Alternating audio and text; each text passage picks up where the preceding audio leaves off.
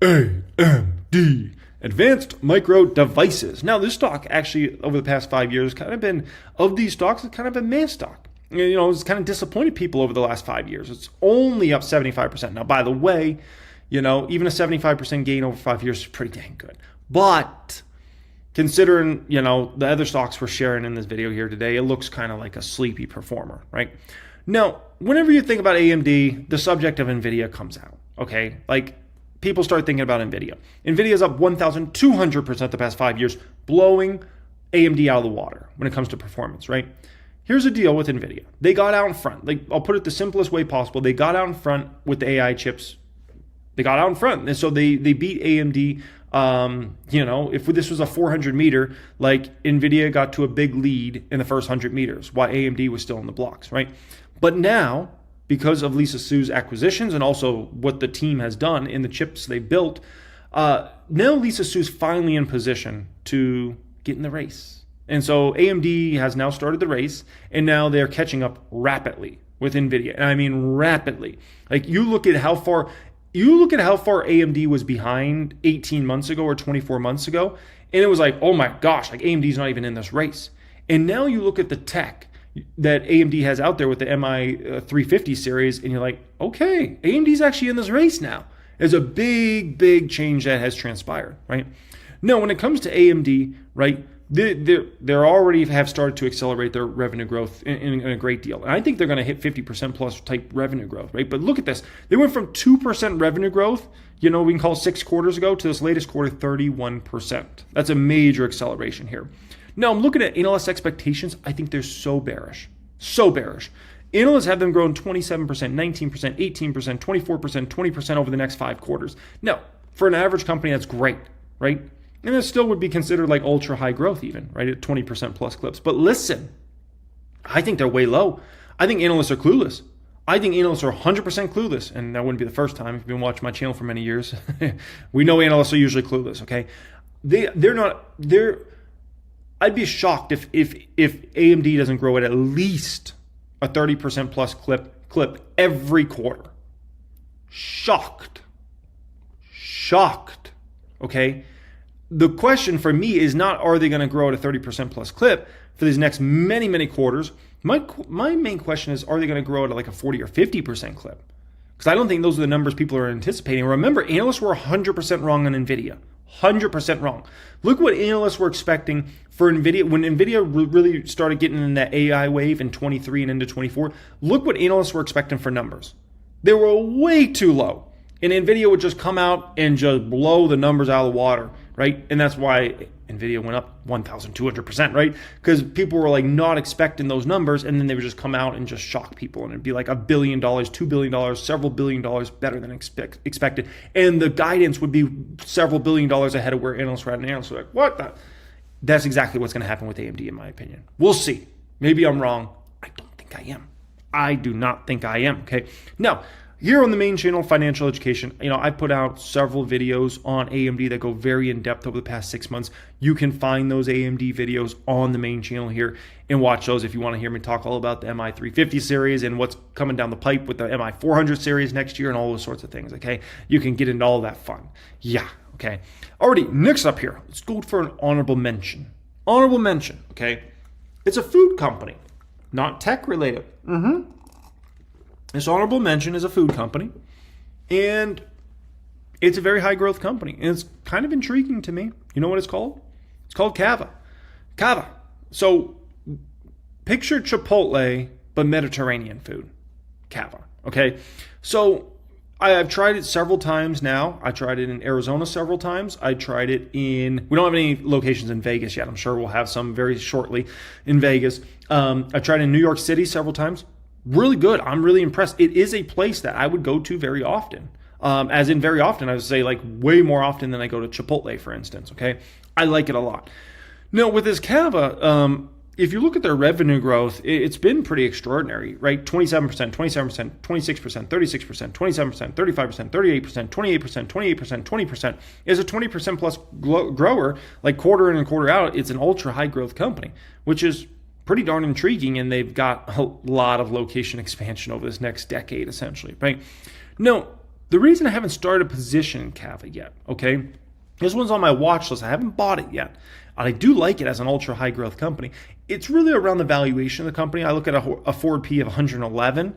It's high, right? Very, very high. Now, of course, the company, if they can keep growing at 20% plus clip a year for a long time to go in the future, like eventually that forward P will look cheap, right? And we'll look back at Cava and it'll be a $20 billion or $30 billion or $40 billion company. And we'll look back at the days we were buying it at $7 billion and be like, dang, that was a steal, right? But it is something that kind of scares me because you kind of look at a P that high and you're like, dang, if the growth rate slipped for even a couple quarters, could the stock go down to $40 or $30? It's possible, right? Which would be, dang, that'd be some downside. And that's the risk that you take when you buy these ultra high growth stocks. Like this one's already kind of crashed. It was a stock that was well over $100. So it's already crashed, but there's no telling where the crash could end. Like it could end at $30. And that's kind of the risk you got to take in regards to these stocks. So the reason I haven't really bought it yet is I look at something like Cake. Cake has the next 10 years of growth with their flower child concept and North Italia concept, right? But it's far less risky. The forward P on Cake is 15, 2-year forward P at 12, right? It's just with Cake, I'm not getting that ultra high growth. Cake is more of a, yeah, it has growth, like next year expected revenue growth of 7%, right? That's good growth, but it's not ultra high growth like Cava has, where they've been growing at a 20% plus clip. But for me, I just feel a little safer in Cake. And that's why every time I go and I'm like, should I buy Cava today or should I buy Cake? I always end up buying Cake, even though it's not ultra high growth, right? So tough, but I'm keeping a close eye on Cava. If that baby keeps falling, I might have to eventually start a position. I might have to do it, okay? It's hard for me to buy Cava right now at that sort of PEs versus Cake. And I'm like, geez, man. So anyways, and Cake's also a well-diversified business. Cava's counting on one concept, right? Cake's got the Cheesecake Factory concept, which was a banger all over the United States of America and even around the world. We know that. But then they have North Italia, which is a banger concept of expansion, and then Flower Child as well, plus a bunch of concepts behind that. I'm like, kind of got to go Cake, okay? Hey, I want to thank you so much for watching that clip. I hope you really enjoyed it. What I'm showing you in front of your face right now is 1000xstocks.com. This is such an important website and service to use if you want to research companies, if you want to understand companies on a high level, so you can hopefully get better results in the market. And we know as the years tick on, money compounds. It is so important you research companies, you compare companies, you're listening to conference calls, looking at SEC filings. All that's included into 1000xstocks.com. So to enjoy 1000xstocks.com and to apply for that service, you can go to the description area of this video, or you can go to 1000xstocks.com, whichever you prefer. So let's go ahead and hear from Dan Niles in regards to Google, big tech, and his views on the stock market. Alphabet, actually, because the stock's also up about 4.4%. Don't know if you know any particular reason for that move this morning, but overall, sort of curious to get your take. Google, McDougal, you got me flipping my flapjacks on this stock. It is just making us a fortune right now. It's incredible. Congratulations to anybody out there that holds Google stock. This stock is an animal right now. Absolute animal. So let's go up and pull up Google McDougal. And this one on a 3-month is up 42%. Oh my gosh. I mean, it has just been an animal. Just an absolute animal of a stock. If we back it up until kind of that May time frame, it's up 61%. And from, let's see where it's from the April low. I got it close to the April lows because I got it on like April 23rd. But from that actual April low, this baby's up 72%. Now let's compare that against like Mr. Softy and like Apple. Those are usually the two stocks you comp most against it. Oh, and we'll throw out Meta as well because Meta is another natural comp. These are kind of the three main comps for Google stock over time. Meta, Apple, Microsoft. Look at Google McDougal's smoked them all. 72% gain since those April lows versus Meta's at 55%, Microsoft's at 43%, and Apple's at 34%. It has just obliterated them. I mean, those are such big gains, it might even be keeping up with Nvidia and Palantir. Let me pull up Nvidia and Palantir, which is crazy. And obviously, those aren't natural comps against Google stock, right? The other three are natural comps. I'm just kind of curious about how it comps against those babies. Yeah, I mean, it's not that far off, but it is off of Nvidia and AMD. Those ones are usually more dramatic movers, right? Nvidia, since those lows are up, is up 87%, and in AMD, since those lows, is up 92%. So, yeah. As far as AMD, by the way, real quick side note here in regards to AMD, it's still a buy. It's still a buy. That stock set up so phenomenal for the next several years. The big chip cycle, we're going to start to see those numbers in this next quarter they're going to report, and then things are just going to get really fun from there on. It wasn't that long ago that everybody was worried about their monopoly in search, particularly being eroded by the likes of ChatGPT. Yeah, I look at Google for the long term, and I go, I think they're going to have the best app in terms of AI. Because if you think about it, what makes an AI app smart? It's data. Well, they've got the most free data in the world because of YouTube.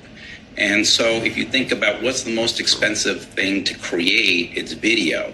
And so if you look at products they have like VO3 or Nano Banana, which is why the stock is up so much today, because they hit #1 on the US free app store on Apple on Friday, and they passed ChatGPT. That's why the stock's up a lot. You combine that with the fact that it's trading at a market multiple at 25 times. You've got Meta up at 27 times PE, and then you've got the AI names in the 30s. And the stock has a long way to go, especially given that antitrust remedy was way better than any of us ever imagined. They can pay to be the default, search engine. They don't have to go ahead and spin off any of their divisions. I mean, they're in great shape when you look out over the next 5 to 10 years, I think. Yeah, rumors of... The important thing to understand about Google, this is very important everybody understands this, because I understand not everybody was around to see Google search become the dominant search engine. Like, there's probably a lot of people watching this video right now that all you've ever known is like Google search was like where you went to search something, right? Let me tell you a little story about Ask Jeeves. Let me tell you a little story about Yahoo Search. Okay, those were the big search engines. Those were the first search engines I ever used, was things like that. Ask Jeeves, Yahoo Search, those sorts of things. When I was in school, that's what we used to search stuff. And when I say school, I'm really talking about that was like middle school, high school. I didn't really start using Google search until I got to college, which was like, that was like 2008, 2009. And then I started using Google search and I was like, dang, Google search is like legit. Like, this is way better than Yahoo search or anything else I was using previously. And then ever since then, I've always used Google search, right? Now it's 2025, still using Google search. And so the important thing to understand is what you use at first when it comes to one of these new product categories isn't necessarily the thing that's going to be dominant 5 or 10 years from now. So ChatGPT's made a huge name over the past few years, but I'm just telling you, like, Gemini might end up actually being the winner chicken dinner over the long term. Like, we don't know. Like, it might not. Like, maybe ChatGPT is just going to dominate. It's going to become a billion-dollar company. Okay. Or maybe, just maybe, Gemini is actually going to be what dominates and becomes a super successful thing, right? And you got to keep in mind also, marketing matters. You know, ChatGPT just doesn't have a good name. Like, I've always thought about that just from the beginning. Like, what a horrible thing to market a product. And that's fine if it's like college kids and business professionals using a new service at first. But when you're talking about you need billions of users, the masses, you know, you need something that's a more memorable, like easy name to remember. And I just thought ChatGPT is such a horrible name, man. Whereas Gemini is like, boom, it kind of reminds you of Google of Gemini. Oh yeah, you know, I use Gemini. Like, I'm going to search something on Gemini. Like, it just sticks with you. It's easy. So you might not think marketing will matter. It will matter significantly. And, you know, who's got massive user bases? Google does. Google can integrate Gemini into Google search. They've already done it. They can also integrate it into YouTube over time. And there are other products as well, right? And so Gemini just becomes synonymous. Obviously, they have Gmail. They have Android. This, you know, if they want to blow up Gemini over this next 5 years and take the dominant market share, they can do it. As long as their product's great, which so far I've experienced good things with Gemini, and I'm sure it's just going to get better and better, because that's actually what I've been using personally is Gemini. Like, oh my gosh, like, if you don't think they could take this market, they could easily take this market over the next 5 years, and we could be talking about Gemini, the dominant player here, just like Android dominates mobile, right? iOS was the first one. Like no one ever knew about smartphones before Steve Jobs went up on that stage in 2007 and showed it off, and all of a sudden everybody's like, whoa. And like Apple was dominant for a bit there, and then Google just came away and took it. And look at the market share of Android versus iOS today. It's not even remotely close. So so it's something to keep in mind. And that doesn't mean ChatGPT's doomed or like that company can never do well. Even if they get beat by Gemini, they could still have a huge market. Like Apple wasn't doomed. Just because Android took the massive market share in mobile didn't mean Apple was doomed as a company. So that's just something to keep in mind here. Their demise may have been quite exaggerated. What is it? Number one, Nano Banana? That's the one that's number one? Yeah, it's the number one. It pushed Gemini past ChatGPT. Right. So that's really driving this. What I think you're going to hear more talk about in a year or two, though, is their video app, VO3. Now, you can only produce about 8 seconds of videos today, but this is the worst it's ever going to be. And so that's going to give them a massive edge, especially given they've got all that YouTube content to train on for free, whereas other people like OpenAI, they don't have free user-generated content that they can train on. So yeah, now I don't know if you're an investor in the private markets, but it does take me to OpenAI for a moment. Not one of the names we mentioned, obviously doesn't trade publicly. But do you think at $500 billion perhaps that is overvalued given the competition you see being potentially won or if not joined very significantly by the likes of Alphabet? Yeah, I think OpenAI is going to have a lot of problems when you look out 5 years from now for 2 reasons. Number one, the guys they're competing with, which is Microsoft, Google, AWS. They've got massive cash flow generating businesses in other areas that they can use to fund all of their AI development. With OpenAI, they don't have any of that. They're planning on burning $115 billion in cash through calendar 29. I don't think they're going to be able to burn that because I think the private markets are going to start shutting them down as we get out a few years from now. But the biggest issue is the winners are going to be the ones that got massive troves of free data they can train on. So who are those companies? ByteDance has TikTok, so all that data. Meta's got Instagram and Facebook itself. Google's obviously got YouTube. And then on the corporate side, everybody has a Oracle database, right? Over 60% of S&P 500 companies. So they're in great shape. And then Microsoft with Office has got a great stronghold as well. So those are the dominant companies, I think, when you look out 3 to 5 years from now, either because they've got tons of consumer data, so they're going to dominate in consumer AI, or you're a hammerlock with corporations, so you're going to dominate in corporate-focused AI. And I think okay, what Dan Niles just laid out there, listen, man, perfect storm. The perfect storm, which, by the way, listen, it's raining in Vegas here today. And that never happens. You might say, what's the big deal? Man, it never rains in Vegas. My kids were so happy they were out dancing in the rain. Holy smokes, this ain't no jokers. But in all seriousness, listen, you want to talk about the perfect storm? Let me take you through the perfect storm.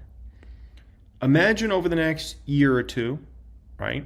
Google starts to really take a lot of market share away from ChatGPT. And then ChatGPT is also facing all these competitors from X, from AWS, from a bunch of different sides here, okay? So all of a sudden it starts to look like OpenAI starts to look much more vulnerable where, I feel like over the past year or two, people kind of just chalked OpenAI as they're the big winner, chicken dinner. They're going to dominate everything AI related, right?